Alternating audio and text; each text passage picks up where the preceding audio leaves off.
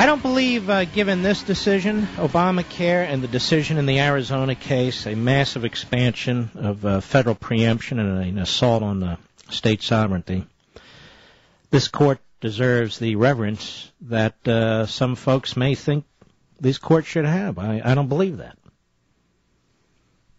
I want you to consider a number of things. Number one, those 9 people who are on the Supreme Court are people. They're imperfect human beings. They're lawyers.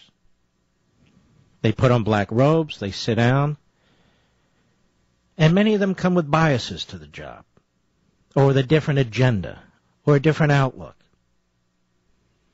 But just because they manage to get on the Supreme Court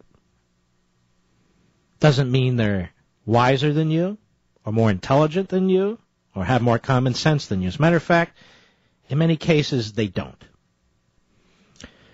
Over the history of our country, there have been over 100 justices. Most have been law-abiding, intelligent. Many have tried to interpret the Constitution. But there have also been justices who were on the court when they were mentally disabled, like senile, when they were ill. Many justices on the court were unethical. Some, I should say. Some were bigots. Some hated Catholics, one in particular. One was a well-known anti-Semite. So let's not pretend that if you manage to get on the Supreme Court, there's something truly, truly special about you, unless you prove that there's something really, really special about you in your written opinions. The mere fact that you're a Supreme Court justice doesn't make it so. Now, the Supreme Court is an institution. I know we're supposed to hold it up high, particularly when it lurches left, as it so frequently does. Has had some very, very bad days.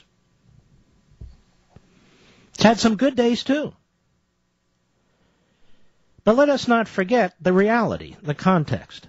The Dred Scott decision helped precipitate the Civil War, promoting slavery. Plessy versus Ferguson, upholding segregation, separate but equal. The Korematsu decision, I'm only hitting a few, upholding FDR's internment of Japanese Americans. And, of course, Roe v. Wade. And now this decision. 100 years from now, this decision will be read, assuming we still have a republic, and be viewed as the decision that finally opened the door all the way to government power. A friend of mine has said the opposite. 100 years from now, we'll be reading this opinion. No, he's just dead wrong, as much respect as I have for him. This is a disastrous opinion. The Supreme Court didn't lead the way in ending slavery, ladies and gentlemen. Churches did. The Supreme Court didn't lead the way in the civil rights movement of 40 and 50 years ago. Churches did, specifically black churches. The Supreme Court had to play catch-up.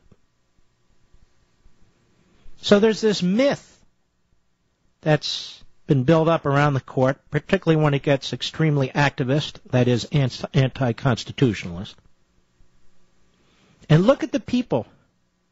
Look at the institutions that are cheering on John Roberts. They're the very ones who condemn the Constitution. They're the very ones who support an all-powerful, centralized federal government with concentrated power. They're the ones that support Obamacare and any other care that they come up with.